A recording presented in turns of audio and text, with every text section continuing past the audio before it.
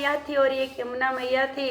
दोनों बहनें एक साहूकार के खेत के मतलब बीचों बीच होकर के जा रही थी।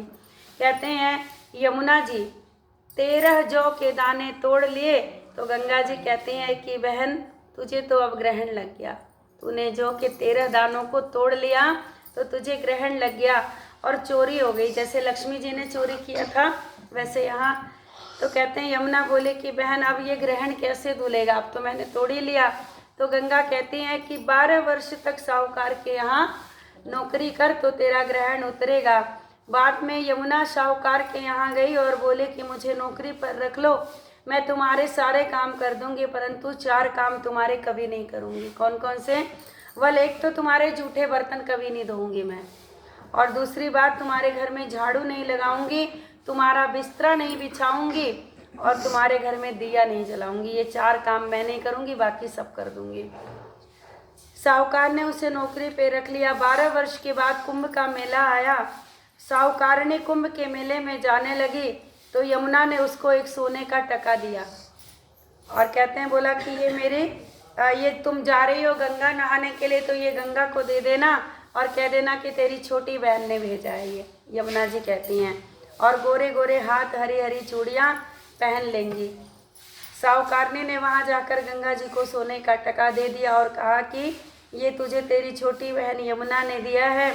और गंगा जी ने हाथ पसार कर उसे ले लिया और बोली कि मेरी बहन यमुना से कहना कि तेरा 12 वर्ष जो है वो पूरा हो गया है, और कहते हैं इसीलिए अब तू आ जा। साहूकार साहूकारनी आए तब यमुना मटके में पानी भर रही थी। वो दोनों यमुना से बोले कि तेरी बहन को सोने का टका दे दिया और उन्होंने कहा कि अब तेरे 12 वर्ष पूरे हो गए हैं, सो अब तू जा। इतना सुनते ही यमुना वहाँ से सहस्त्र धारा बन करके उस ब्राह्मण के घर से निकल पड़ी।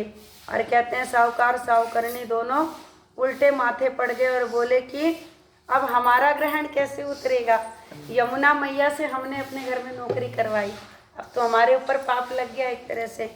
और कहते हैं यमुना माता होकर हमारे घर का उन्होंने काम किया, इसीलिए अब हमें समझ नहीं आ रहा कि हम क्या करें। यमुना जी गंगा माता के पास गई तो गंगा माता यमुना जी से बोली कि तू साहूकारनी को धैर्य बंधाकर तो आई नहीं, तो ऐसे ही चली आई धारा बन करके, पहले उन्हें धीरज तो बना लेती। तब यमुना बोली कि मैं तो कुछ भी नहीं कहकर आई। गंगा जी बोली फिर से जा, धीरज बंधाकर आ, नहीं तो तेरे साथ उन्हें संतोष कैसे होगा।